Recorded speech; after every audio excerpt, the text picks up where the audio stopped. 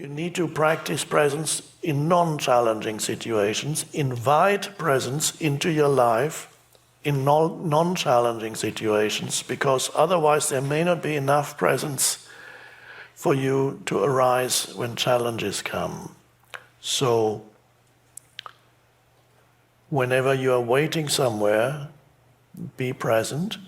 Where's your attention when you're present? Your attention is taken away from thinking, and you can initially, if you cannot directly become present, like step out from thinking into presence, and this is a more advanced thing, some of you may be able to do it, where you can just say, presence, and then there's no thought anymore.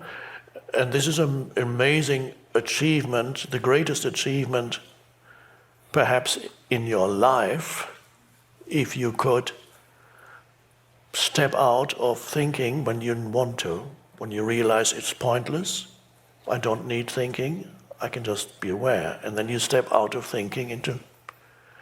So in other words, you transcend thinking. You could say you stop your mind, but that sounds a little bit too as if you were pushing against it. You transcend the mind simply by deciding to transcend the mind.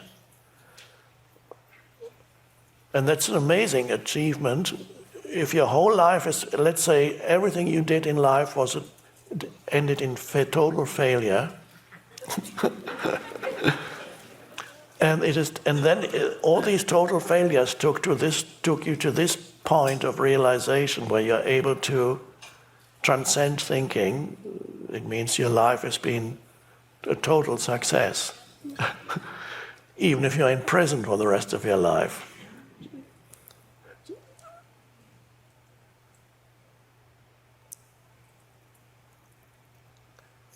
So invite presence into your life in normal situations, when you're traveling, when you're alone. Don't always, and this is important for modern contemporary humans,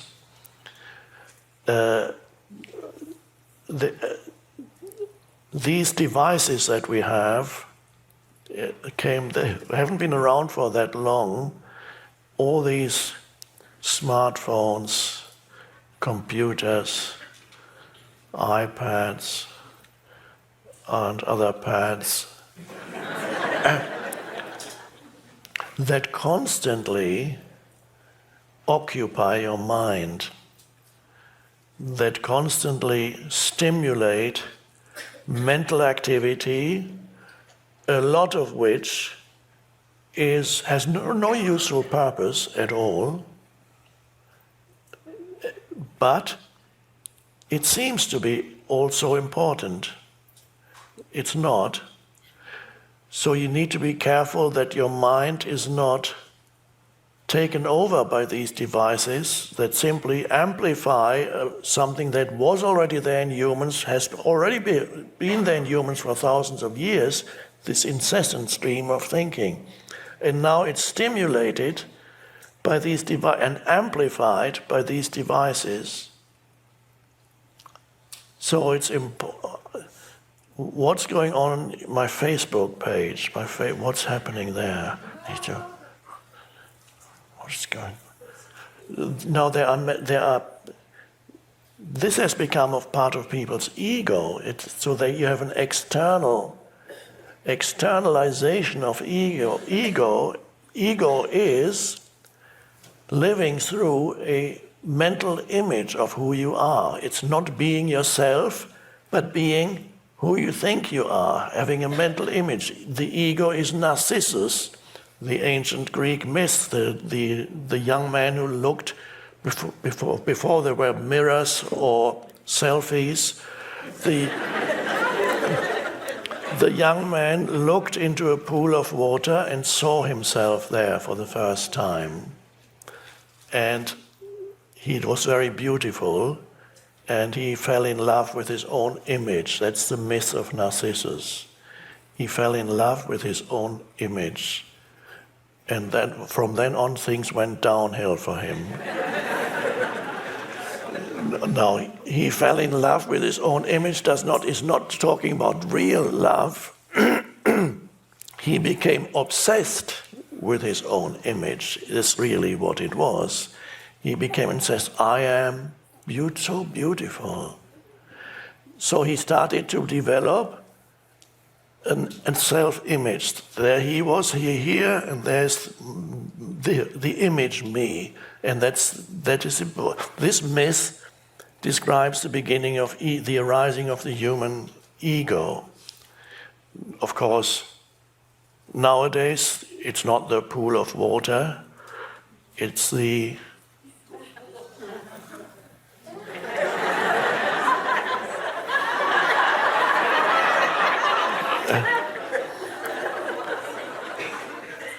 and then, of course, the important thing is it needs to be posted. And then you carefully construct. Young people do it a lot. My generation perhaps less so, because for most of my life these things didn't exist. But the younger generation, many of them live through their Facebook. A lot of their life takes place on social media and Facebook.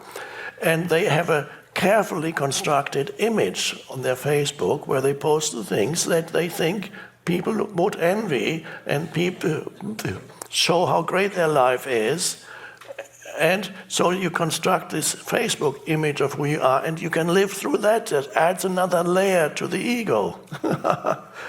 And because it's ego, of course, whatever comes into your Facebook, I don't even know how it works. Somebody tried to explain it to me, but it must be very simple, because even apparently people with low IQs can use it. But I can't. I can't. How does?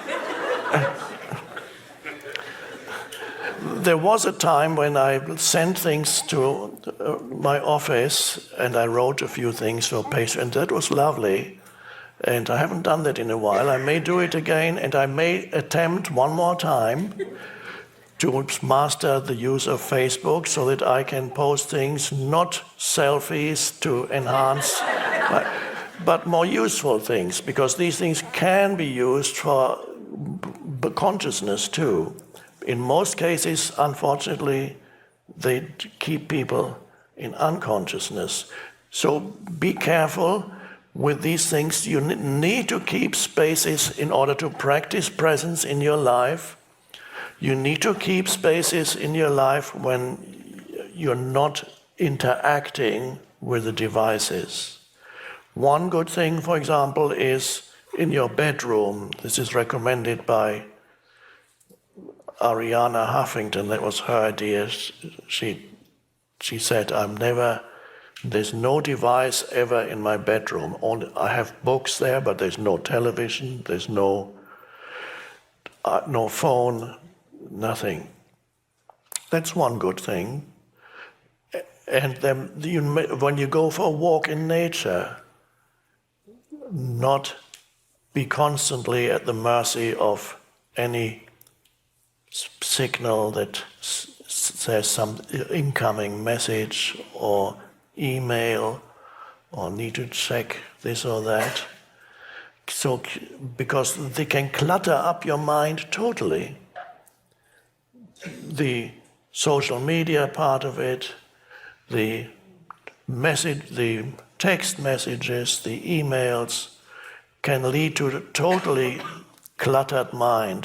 The human mind was already cluttered before these devices were invented. And now potentially it's even more cluttered.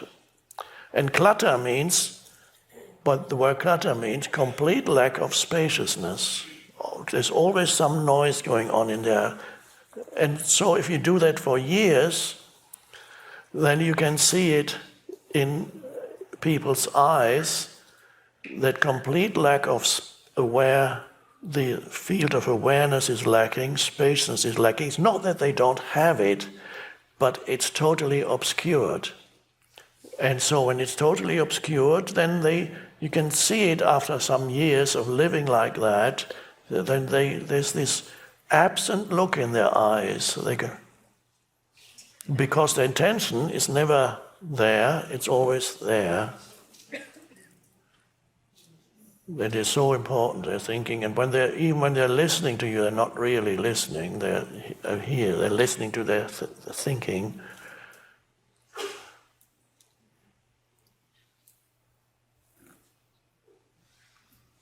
And often there's an emotion behind it too, some kind of resentment.